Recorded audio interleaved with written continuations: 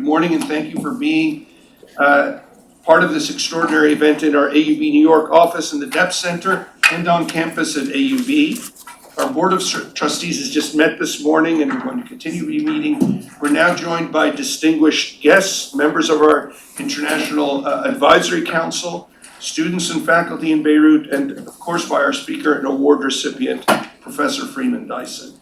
Welcome also to Mrs. Emmy Dyson, and thank you both for traveling here from Princeton today to be with us.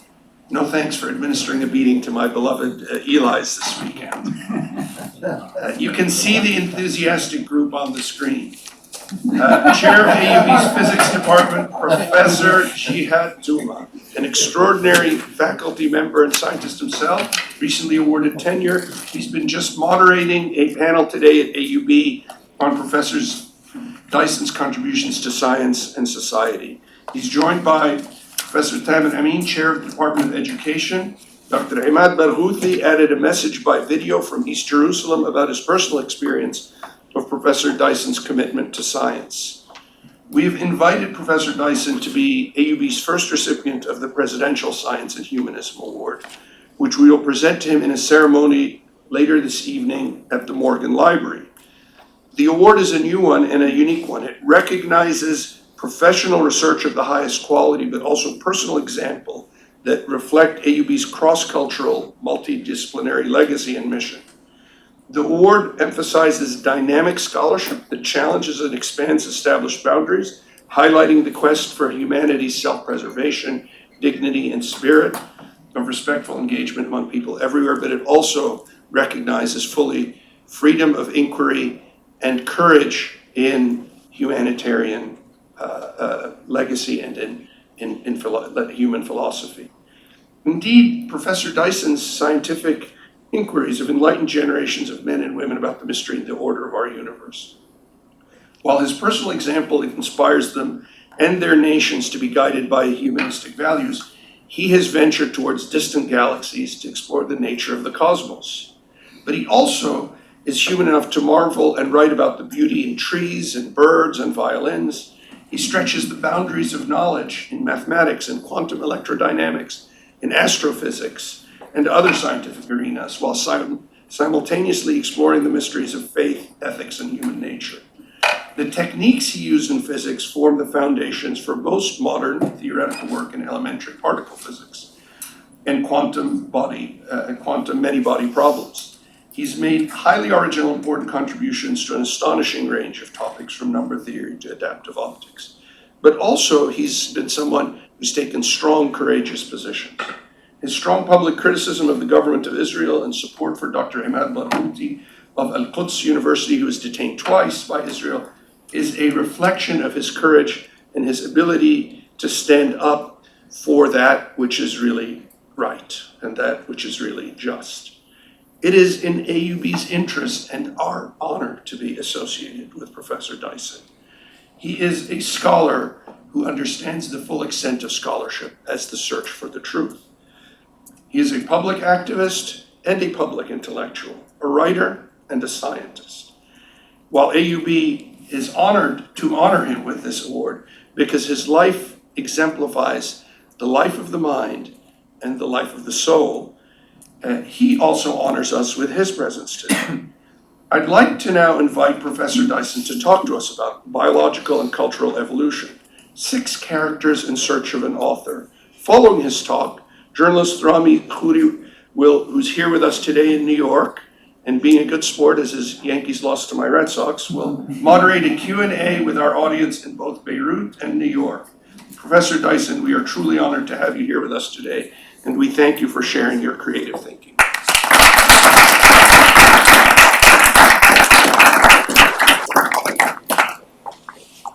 Well, thank you very, very much, all of you who have been part of organizing this affair, and thanks for everything you're doing for me. I apologize for reading from a script. If I didn't read from a script, it would take even longer. And as it is, I'll just get ahead with it. So in the Pirandello play, the 6 characters in search of an author, the 6 characters are actors who arrive at the theater to begin rehearsing a play. The theatre manager apologetically informs them there's been a misunderstanding and he has no play for them to rehearse. He begs the actors to go home, but the leading actor refuses to leave and starts improvising a play, making up the story as he goes along. One by one, the other actors join in, each of them pushing the story to a different, unexpected direction. And at the end of the performance, all of them are fully engaged, and together they bring the story to a dramatic climax. I borrowed Pirandello's title and used his characters as a metaphor for the pioneers in our understanding of the concept of evolution over the last 2 centuries. Until recently, evolution was considered to be a biological process driven by the slowly acting forces of speciation and extinction. Speciation is the birth of new species. Extinction is the disappearance of a species that dies out without leaving descendants. Our first character, Charles Darwin, published his great work, The Origin of Species, in 1859. He demonstrated from observations of species in the wild and from the effects of selective breeding of plants and animals that natural selection is a powerful force for driving evolution. Darwin himself was well aware that nature contains many mysteries that his theory does not easily explain. There is a mismatch between the real world, with its amazing richness of diverse species, many of them obviously burdened with superfluous flowers and feathers, and the theoretical world of Darwinian evolution, in which only the fittest should survive. Naively, we would expect Darwinian evolution would result in a world with a much smaller number of species, each of them selected by superior fitness to be a winner in the game of survival. All through his life, Darwin was puzzled by the abundance of weird and wonderful species that looked like losers but still survive. In light-hearted words, but with a serious concern, Darwin asked the question, why did the Creator have such an inordinate fondness for beetles? I call this question the beetle paradox. If only the fittest survive, we would expect to find a few hundred, maybe, species of beetle adapted to live in various habitats. But Darwin looked at the real world and found 500,000 species of beetle, most of them showing only superficial differences from their competitors. Everywhere he looked in the real world, he saw an extravagant variety of species with elaborate structures that are expensive to maintain. The theory of evolution by natural selection would tend to treat creatures plain and simple, but nature appears to prefer creatures that are complicated and beautiful. Darwin knew nothing of genes. He was unaware of the work of Gregor Mendel, the Austrian monk, who worked in his monastery garden and did experiments on the inheritance of pod color in peas.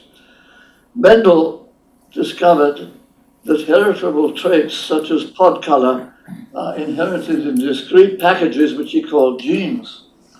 Any act of sexual reproduction of two parents with different genes results in offspring with a random distribution of the parental genes. Heredity is a random process resulting in a redistribution of genes between parents and offspring. The numbers of genes of various types are maintained on the average from generation to generation, but the numbers in each individual offspring are random. Mendel made this discovery and published it in the Journal of the Brünn Natural History Society, 7 years after Darwin published The Origin of Species. Mendel had read Darwin's book, but Darwin never read Mendel's paper. So I skip a bit because I wrote more than I have time for.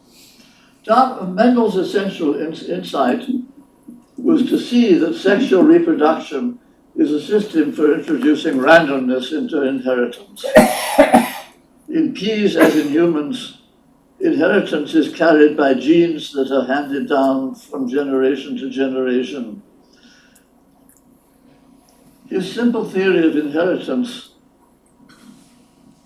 carried by genes predicted a ratio of 3 between green and yellow pods in the third generation. He found a ratio of 3.01 with 8,000 plants. He had to use this big sample to get any kind of statistical significance, which he understood the laws of statistics, which Darwin did not. So this gave Mendel confidence that his theory was correct. The idea of genes remained generally unknown among biologists until 20 years after Darwin's death. Darwin imagined various ways of mixing inherited traits of parents and distributing them to offspring, but he never imagined genes. Without the concept of genes, it was impossible for him to calculate correctly the rates of speciation and extinction in any natural population. He had the good sense not to make such calculations without having a theory of inheritance. He had no way to guess reliably how effective natural selection could be in creating new species and exterminating old ones. At this point in the play, my second character walks on. Moto Kimura, author of the book The Neutral Theory of Molecular Evolution, published in 1983, more than 100 years after Darwin's masterpiece. Kimura was a Japanese geneticist who came as a student to work with Sewell Wright at the University of Wisconsin. Sewell Wright was one of the biologists who explored the evolutionary implications of Mendel after Mendel's paper was rediscovered in 1900. I was lucky to meet Sewell Wright, accidentally, at the faculty club at the University of Wisconsin in 1987. I was visiting the university and went to the faculty club for lunch. Sitting alone at a small table was a lively old man who turned out to be Sewell Wright, then 98 years old, but still in full possession of his wits. He gave me a detailed first-hand account how he read Mendel's paper and decided to devote his life to understanding the consequences. Wright understood that the inheritance of genes would cause a fundamental randomness in the evolutionary process. The phenomenon of randomness in evolution was called genetic drift. Kimura came to Wisconsin to learn about genetic drift and then returned to Japan. He built genetic drift into a mathematical theory which he called the neutral theory of molecular evolution. After the discovery of the structure of DNA by Crick and Watson in 1953, Kimura knew that genes are molecules carrying genetic information in a simple code. His theory implied that evolution is driven by the statistical evolution of molecules. He called it the neutral theory because it introduced genetic drift as a driving force of evolution, independent of natural selection. I never met Kimura, but he was still alive when I began to study his work, and I was delighted to receive a personal message of encouragement from him before he died in 1974. Kimura did not prove that Darwin's theory was wrong, but he proved that Darwin's theory was incomplete. Darwin missed genetic drift, which is sometimes important and sometimes not. The evolutionary effects of natural selection are generally independent of the size of the population, while the effects of genetic drift depend strongly on population size. Other things being equal, the rate of genetic drift is proportional to the inverse square of the population size. The inverse square root, inverse square root of population size. The inverse square root is a simple consequence of the statistics of independent random variables. The average of any n independent variables varies at a rate inversely proportional to the square root of n. For any firmly established species with a population measured in millions or billions, genetic drift is negligible, natural selection is dominant, and the Darwin theory is valid. For a newly emerging or endangered species with populations measured in tens or hundreds, genetic drift dominates, selection is relatively unimportant, and the Kimura theory is valid. The random jumps of genes in a small population produce evolutionary change much faster than the gentle push of natural selection. Kimura understood that genetic drift is the main driving force in the quick jumps when species are created or extinguished. Kimura's theory explains the beetle paradox that puzzled Darwin. Why are we surrounded by such an astonishing diversity of birds and insects and microbes? Kimura explains the mystery by invoking genetic drift, which suddenly becomes rapid and effective just when it's needed, when small populations can vary fast enough to become genetically isolated and form new species. Genetic drift in local enclaves gives to every large established species the power to diversify. At the ragged edges of small populations where random jumps prevail, speciation is driven by Kimura's neutral theory. Darwin's theory is still true away from the edges, where selection has time to operate on big populations. After Kimura, our third character comes on stage.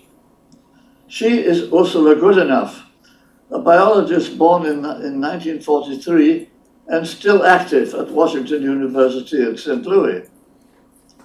Like Darwin and unlike Kimura, she is an observer and experimenter. She gave us another important insight into the mystery of diversity. She analyzed public reports on the rate of random genetic mutation in genes of various kinds in many different sexually reproducing species, all the way from algae to humans. She noted that in a large number of species, there are two families of genes that have mutation rates much higher than average genes. The two families both have specialized functions. One of the families is genes involved with the immune system. There's an obvious reason for immune function genes to mutate rapidly. They have to respond rapidly with production of fresh antibodies to detect and kill invading microbes. The other rapidly existing family of genes is involved with sexual mating.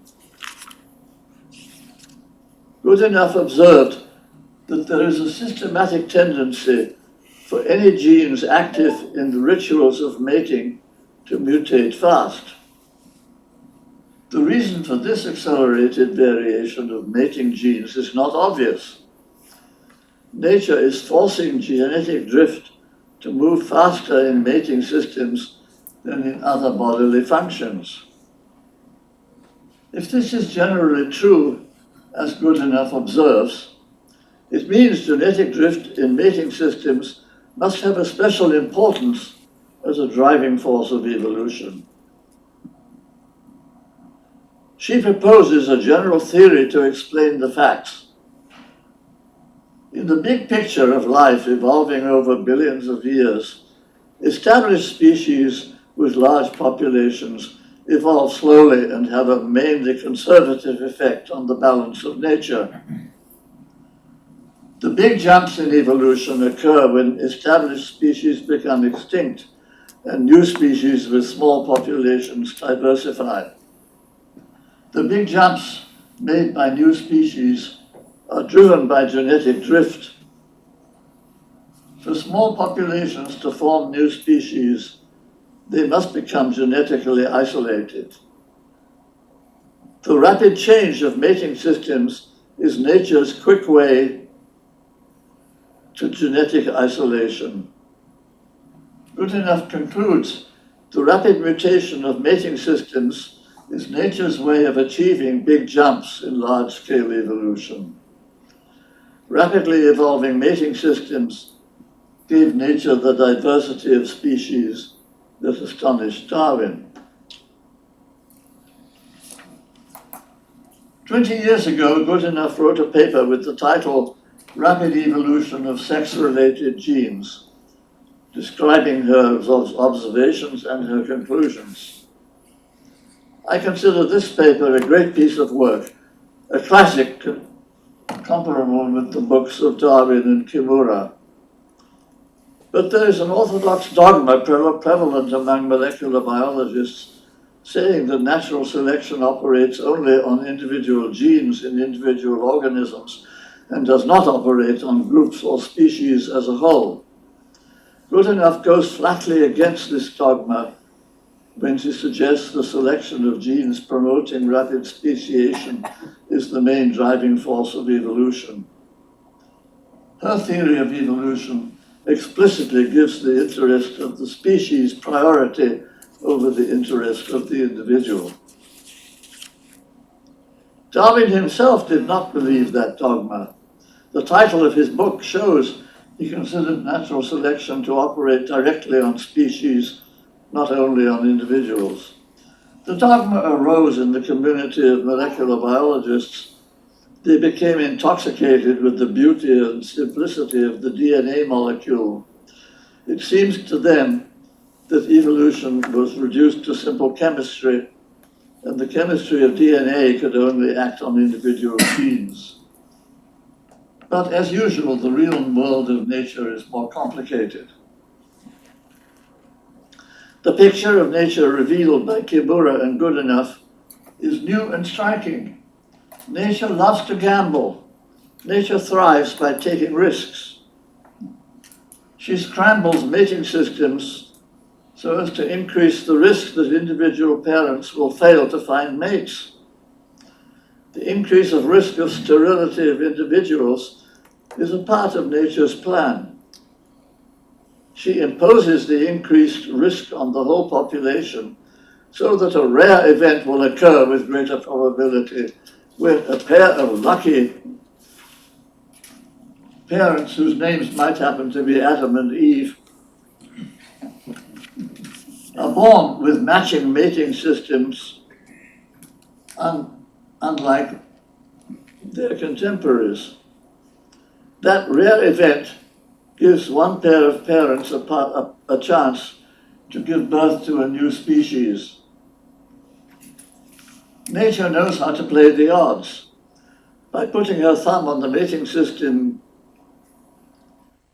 mutation scale, she increases the risk of sterility for parents and increases the chance that a lucky pair will start a new species.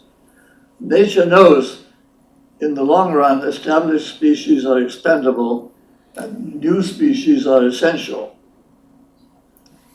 That's why nature is ruthless to the individual and generous to the emerging species. Risk-taking is the key to long-term survival and is also the mother of diversity.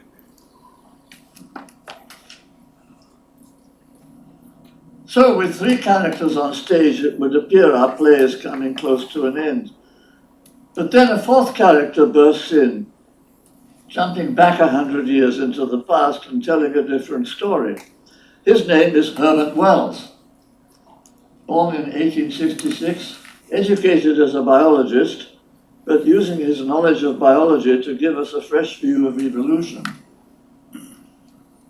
first three characters thought of evolution as a biological process governed by the rules of inheritance from parent to offspring.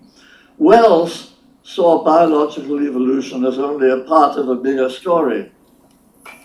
The other half of the story is cultural evolution, the story of changes in the life of our planet caused by the spread of ideas rather than by the spread of genes. Cultural evolution had its beginnings as soon as animals with brains evolved, using their brains to store information and using patterns of behavior to share it with their offspring. Social species of insects and mammals were molded by cultural as well as biological evolution. But cultural evolution only became dominant when a single species, ourselves, invented spoken language. Spoken language is incomparably more nimble than the language of the genes. Wells saw we happen to live after a massive shift in the history of our planet, caused by the emergence of our own species. The shift was completed about 10,000 years ago when we invented agriculture and started to domesticate animals. Before the shift, evolution was mostly biological. After the shift, it was mostly cultural. Biological evolution is usually slow, big populations enduring for thousands or millions of generations. Cultural evolution can be 1,000 times faster, with major changes occurring in 2 or 3 generations. It took about 200,000 years for our species to evolve biologically from its origin in Africa until today. It took only 200 years of cultural evolution to convert us from farmers to city dwellers and to convert a large part of North America from forest to farmland. Besides his expert knowledge of biology, Wells had a deep interest in the lives of ordinary human beings, with their destiny governed by ancient human emotions of love and hate, fear and greed. He began his professional life as a novelist, telling stories, bringing his characters vivid to life. His view of the human condition can be seen more clearly in his novels than in his biology. One of his novels is Tono Bungay, written in 1912. The narrator, George Ponderevo, is a young man, a capable crook, who is at home in the chaotic world of 20th century capitalism. The chief character is his uncle, Teddy Ponderevo, an amiable swindler who invented the wonder drug Tono Bungay, guaranteed to cure all diseases and bring us health and wealth and happiness. George knows how to keep the cash flowing with raucous advertising campaigns and sales of shares in fraudulent companies. For a while, Tono Bungay is a bubble making them rich. Then the bubble bursts and they are hunted criminals. Uncle Teddy dies in the crash of a homemade airship. George escapes in his private warship, which he happens to own.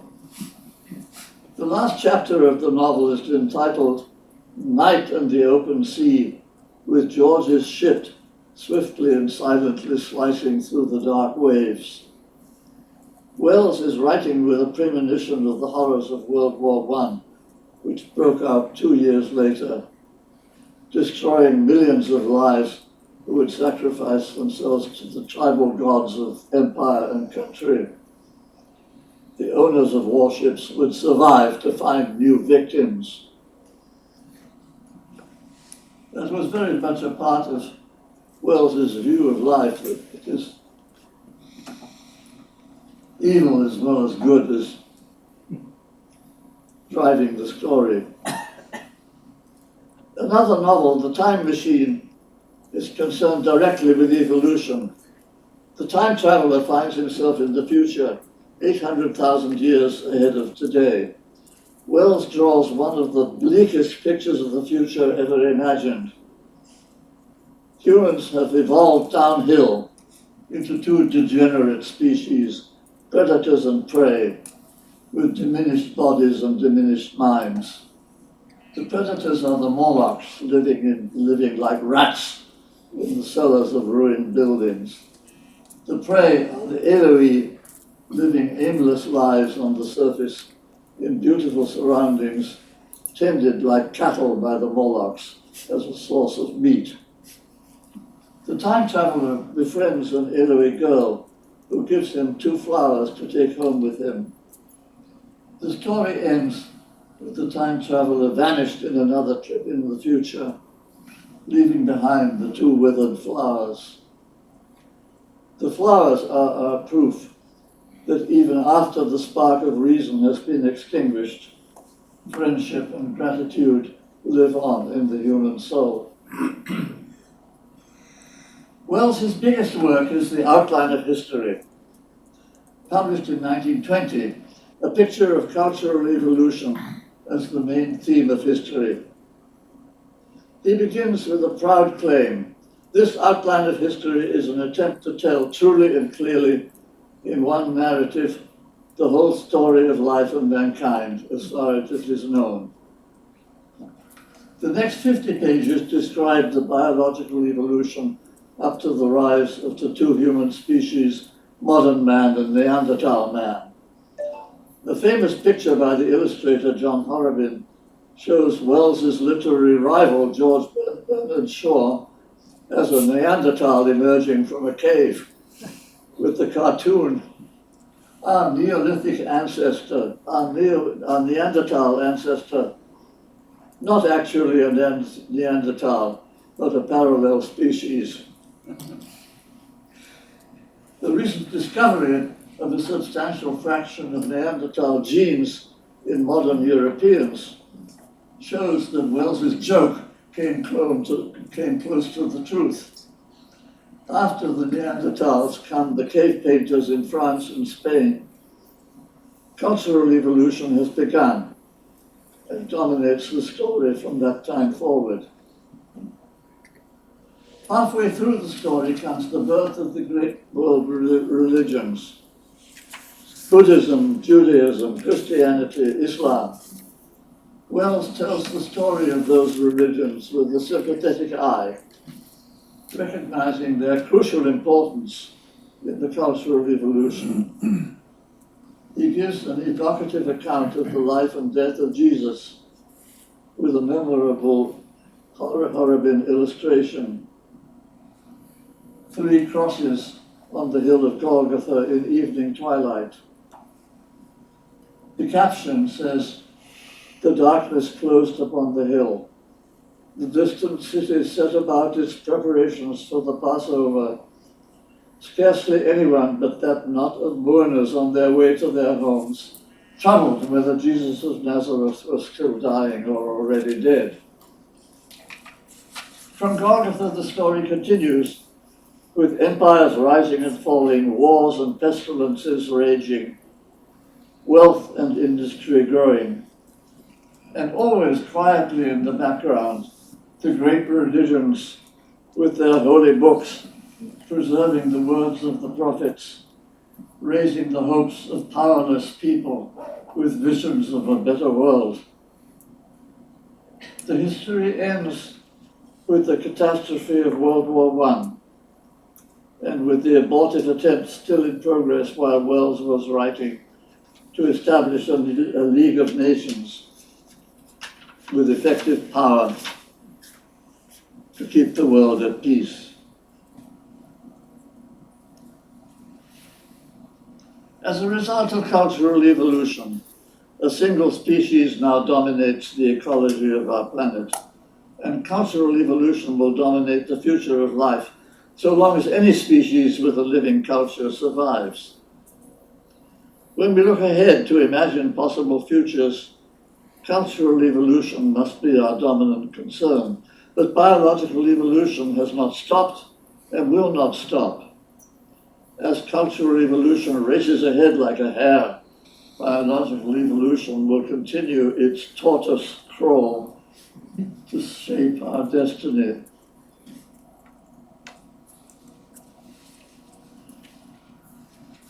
I'm ignorant of Chinese history and literature, so I discuss only the Western part of cultural evolution. In Western culture, we see a series of creative events occurring in small urban communities. Jerusalem around 1000 BC, inventing monotheistic religion. Athens around 500 BC, inventing philosophy and drama and democratic government. Florence around 1500 AD, inventing modern art and science. Manchester around 1750 AD, inventing modern industry. In each case, a small population produced a starburst of pioneers who permanently changed our way of thinking. Genius erupted in groups as well as in individuals. It seems likely that these bursts of creative change were driven by a combination of cultural with biological evolution. Cultural evolution was constantly spreading ideas and skills from one community to another, stirring up conservative societies with imported novelties. But at the same time, biological evolution acting on small, genetically isolated populations was causing genetic drift, so that the average intellectual endowment of an isolated community was rising and falling by random chance. Over the last few thousand years, genetic drift caused occasional starbursts to occur when small populations rose to outstandingly high levels of average ability. The combination of imported new ideas with peaks of genetic drift would enable local communities to change the world. The big uncertainty in this picture of genetic drift is the genetic isolation of small communities. We have no reliable information about the mating habits of the populations of Jerusalem and Athens and Florence and Manchester during the centuries just before they became creative. They were to some extent isolated geographically, but they were also divided into tribes and hereditary classes that were isolated socially. Class prejudice and snobbery were probably the most powerful causes of genetic isolation, and those are not measurable quantities. The contribution of genetic drift to cultural evolution remains a hypothesis. When we look to the future, it is convenient to divide it into near and far. The near future is the next century for which we can make some reliable predictions. The far future is everything beyond. In the near future, we can be sure that genetic drift is fading rapidly as a driving force of change. All over the world, humans are moving from villages into big cities where genetic drift is negligible, and in the populations that are still geographically isolated, humans are less socially isolated by barriers of class and race. It's unlikely that any town in the next century will be another Athens or another Jerusalem.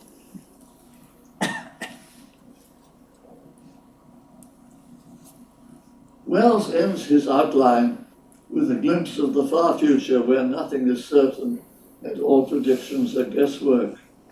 In the far future, it's likely that humans and other forms of life will spread out to great distances in the universe. If our destiny takes us to the stars, our descendants will again be genetically isolated, and genetic drift will resume its ancient power to mold our life into new patterns of diversity.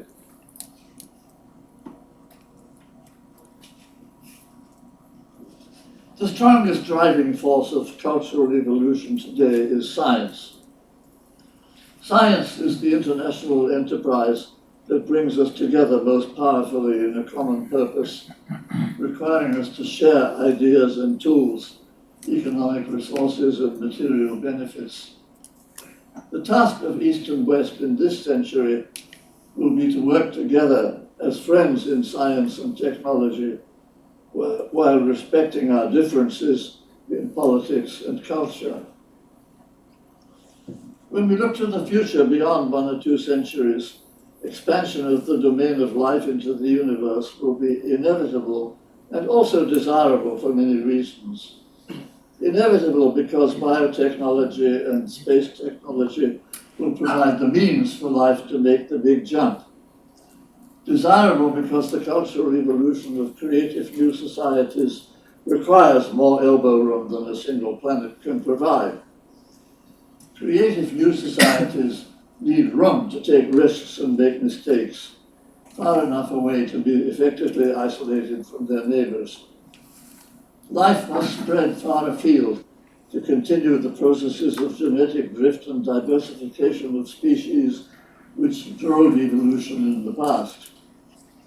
The restless wandering that pulled our species out of Africa to explore this planet will continue to pull us beyond the planet as far as our technology can reach. Wells has been monopolizing our stage for too long, so it's time for our 5th actor, Richard Dawkins, to have his turn.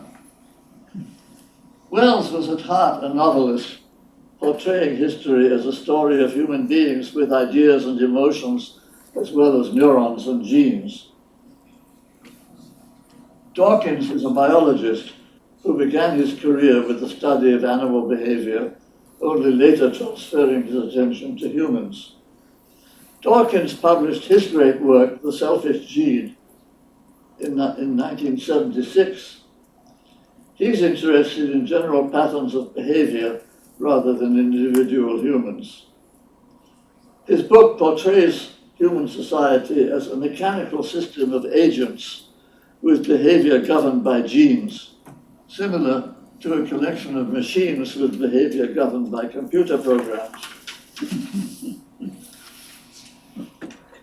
The selfish gene is a device with a single purpose: to achieve its own survival and replication. It is not concerned with our welfare or with our human needs. Dawkins caused a revolution in our thinking with his insight that the selfish behavior of genes can explain the unselfish behavior of humans. His book is a classic because he makes a convincing case for a paradoxical conclusion that selfish genes can orchestrate the evolution of cooperation, generosity, and self-sacrifice in humans. He succeeds brilliantly in reducing our high moral principles and our ethical beliefs to the action of unthinking and uncaring molecules of DNA. In the final chapter of his book, Dawkins turns his attention to cultural evolution and introduces another innovation to our thinking. The new idea is the meme, the cultural analog to the gene. A meme is a unit of cultural behavior, as a gene is a unit of biological behavior. Examples of memes are ideas, customs, slogans, fashions in dress or in hairstyle, skills, tools, laws, religions, beliefs, and political institutions. Memes spread through human populations by social contact far more rapidly than genes spread by sexual contact. Just as our behavior at the individual level is controlled by selfish genes, our behavior at the social level is controlled by selfish memes. Dawkins' vision of human society as the visible face of an invisible network of selfish genes and memes is to a large extent true. His book gave us a new understanding of the evolution of morality and religion. But Dawkins' vision is not the whole truth. Human nature hides mysteries which genes and memes do not illuminate. Shakespeare and Mozart created new worlds of literature and music. Jesus wandered in the wilderness for 40 days and emerged as a revolutionary force that transformed a large part of the planet for 2,000 years. Dawkins imagines that genes and memes will explain those mysteries. Nobody can prove that Dawkins is wrong, but his claims are open to reasonable doubt. It is reasonable to accept his view of genes and memes as a powerful agents of human behavior, but to reject his view that they explain everything. Unfortunately, as often happens in the history of philosophy, the disciples of the master are more dogmatic than the master himself. Molecular biologists who borrowed ideas from Dawkins became more dogmatic than Dawkins. Their dogmatic belief blinds them to the evidence collected by Goodenough for biological selection working directly on species. Cultural evolution also works directly on species, but in a radically different way, as our last actor discovered. So, our sixth and last actor, Svante Pääbo, born in 1955, now a world leader in the study of human genomes, he comes to the stage with startling news. After long struggles, his team of paleontologists and chemists in Leipzig have developed the technology for sequencing ancient DNA degraded and contaminated with modern DNA. They have succeeded in sequencing accurately the genomes of our Neanderthal cousins who lived in Europe about 50,000 years ago, and they also sequenced genomes of our own species who lived in Europe at the same time, and genomes of a third species called Denisovans, because they were found in a Denisova cave in Siberia. He published the story of the sequencing and the surprising results in his book, Neanderthal Man in Search of Lost Genomes, in 2014. When he compared the ancient genomes of those three species with modern humans, he saw abundant evidence of mixing. Modern humans originating in Europe and Asia, but not in Africa, carry several percent of Neanderthal genes. Modern humans in Papua New Guinea carry several percent of Denisovan. The ancient genomes come from times when the severe climate of the last ice age prevailed in Europe and northern Asia. Humans and their cousins were precariously surviving in caves, where they probably sat huddled around the cave fire to keep warm, cooking their dinner and telling stories. It now appears that the three species frequently sat around the cave fires together rather than separately. They mated and raised families together. Our species had larger populations and supplied most of the genes to the mixed offspring. But the Neanderthals and the Denisovans never became extinct. They simply merged their genomes with ours. They survived as a part of our genetic inheritance. The discoveries of Svante Pääbo show that as early as 50,000 years ago, the transition from biological to cultural evolution was already far advanced. Biological evolution, as demonstrated by Kimura and Goodenough, accelerates the birth of new species by favoring the genetic isolation of small populations. Cultural evolution had the opposite effect, erasing differences between related species and bringing them together. Cultural evolution happens when cousins learn each other's languages and share their stories around the cave fire. As a consequence of cultural evolution, biological differences become less important and cousins learn to live together in peace. Sharing of memes brings the species together and sharing of genes is the unintended consequence. In the long-range history of life, the transition from biological to cultural evolution was an event of transcendent importance. We became aware of its importance only recently as a result of the discoveries of stunt Pabo. The transition caused a reversal of the direction of evolution from diversification to unification, from the proliferation of diverging species to the union of species into a brotherhood of man. We see a small-scale example of this transition in the recent history of racism. Until recently, racism was a force of nature, favoring the diversification of species. Humans traditionally hated and despised people of a different skin color. The natural evolutionary consequence would have been the division of our species into three: one pink, one black, and one yellow. Only in the last few centuries, a strong reaction against racism has emerged. Interracial marriage has become respectable, and the cultural unification of our species has pushed us towards biological unification. This is a small step in the long history of the transition of human society from incessant warfare to brotherhood.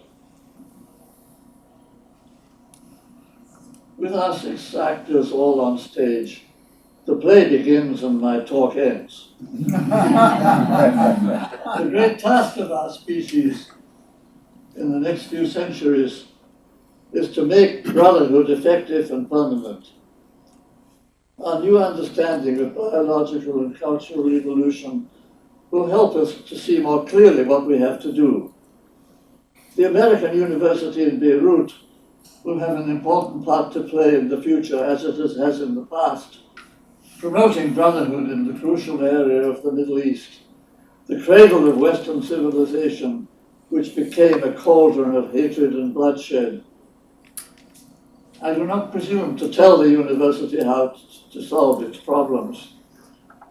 I end my talk by thanking you all for your attention and for the honor you have given me today.